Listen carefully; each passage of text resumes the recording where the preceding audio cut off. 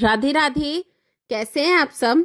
आज हम आंवला नवमी की कथा का श्रवण करेंगे। एक राजा था, उसका प्रण था वह रोज 1.25 मन आंवले दान करके ही खाना खाता था। इससे उसका नाम अवाल्या राजा पड़ गया। एक दिन उसके बेटे बहू ने सोचा कि राजा इतने सारे आंवले रोजाना दान करते हैं, इस प्रकार तो एक दिन सारा खजाना खाली हो जाएगा।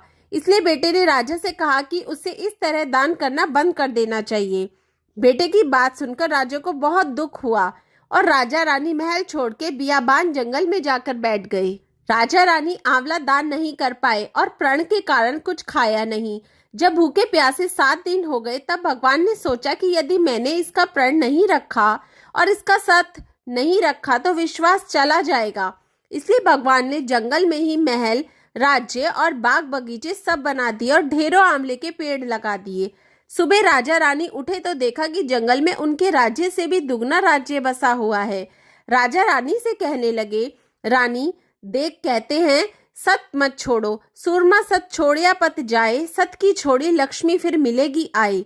आओ नहा धोकर आंवले दान करें और भोजन करें। राजा रानी ने आंवले दान करके खाना खाया और खुशी खुशी जंगल में रहने लगे।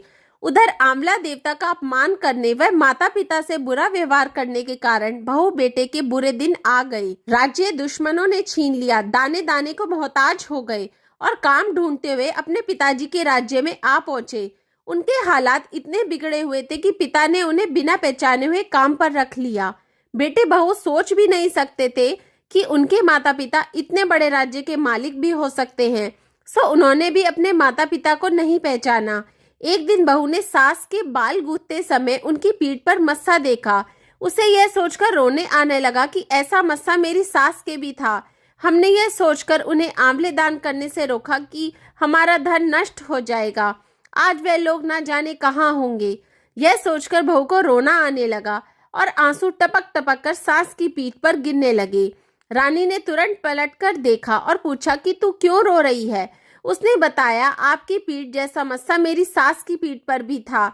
हमने उन्हें आंवले दान करने से मना कर दिया था, इसलिए वे घर छोड़कर कहीं चले गए। तब रानी ने उन्हें पहचान लिया, सारा हाल पूछा और अपना हाल बताया। अपने बेटे बहू को समझाया कि दान करने से धन कम नहीं होता बल्कि बढ़ता है। बेटे बहू भी अब सुख से राजा रानी के साथ रहने लगे। हे भगवान, जैसा राजा रानी का सत रखा वैसा सबका सत रखना। कैसे सुनते सारे परिवार को सुख रखना। आंवला नवमी की कथा समाप्त हुई। राधे राधे।